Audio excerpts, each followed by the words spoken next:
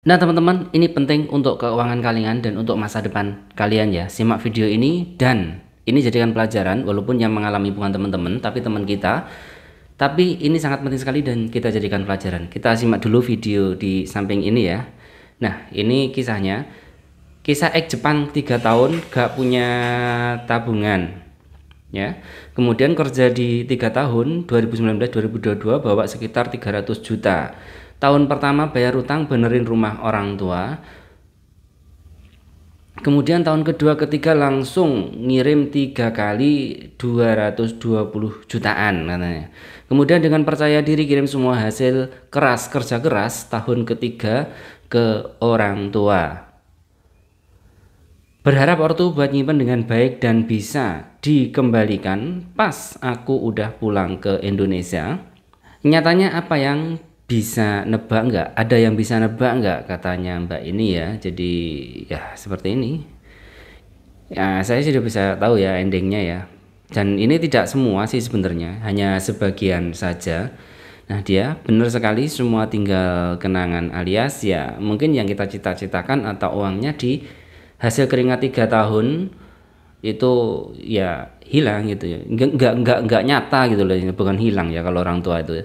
Terus ini pesan moralnya, simpan gajimu secukupnya, kirim secukupnya, walaupun nggak semua keluarga kayak gini, pasti banyak keluarga cemara yang lain. Nah ini baik dengan orang tua, suami, ataupun siapapun ya. Jadi untuk teman-teman semuanya ini pelajaran penting, memang sudah dari dulu kasus-kasus seperti ini banyak. Tidak semua, ada tipe orang tua ataupun tipe suami itu yang bisa mengembangkan uang. Jadi kalau kita pasrahkan semua ke orang tua, uang itu akan berkembang di rumah. Tapi ada juga tipe orang tua ataupun suami yang tidak bisa mengembangkan uang. Jadi berapapun uang yang kita kirim itu selalu habis dan nggak tahu juntungnya kemana. Kerja 3 tahun, 6 tahun, 9 tahun itu kayak nggak ada hasilnya gitu. Ada. Jadi apa sih pesan penting untuk teman-teman semuanya? Ya kita sebagai kaum, terutama mbak-mbak TKW ya, kalau yang laki-laki biasanya sih sudah banyak yang melakukan. Tidak bakal kalau laki-laki itu ngirim uang semuanya ke Indonesia, tapi mbak-mbak itu banyak sekali yang masih polos, dikirimkan semuanya ke Indonesia. Setelah terjadi apa-apa mereka bingung semua. Ada yang berpisah dengan suaminya, gono gininya malah dibagi dua padahal yang kerja yang wanita. Ada yang dikasih ke suaminya semuanya habis, ada yang dikasih ke orang tuanya semuanya nggak sesuai harapan. Itu banyak sekali. Dan untuk teman-teman semua, terutama mbak-mbak TKW, gini ya, gaji kita tuh harus kita bagi 3 ya minimal ya. Jadi ketika mbak-mbak TKW di Taiwan ini contoh saja yang mudah dihitung 10 juta lah misalnya, kita harus bagi 3 atau 9 juta lah biar lama. Kita bagi 3 ya, 3 juta, 3 juta, 3 juta gitu ya. Jadi gimana? 3 juta pertama itu kita tabung ya teman-teman. Kita tabung, yang tahu hanya kita sendiri gitu.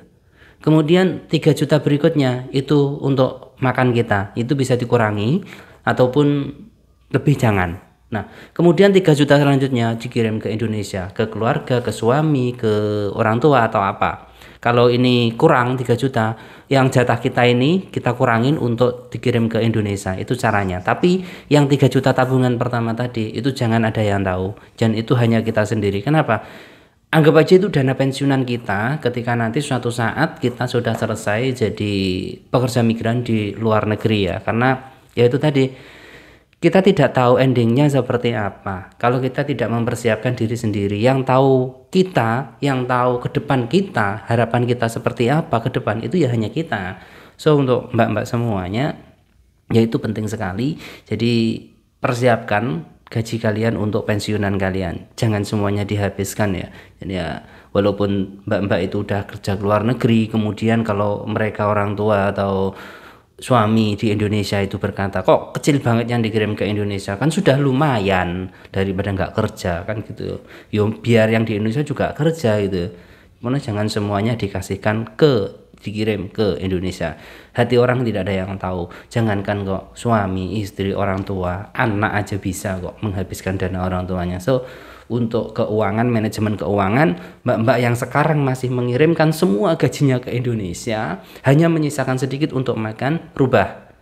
Persiapkan tabungan kalian sendiri, yang tahu hanya kalian sendiri. Walaupun kalian punya suami di Indonesia, itu tidak dosa. Karena uangmu adalah uangmu sendiri. Kalau kalian memberi kepada suami, itu adalah sedekah dan bonus untuk suamimu.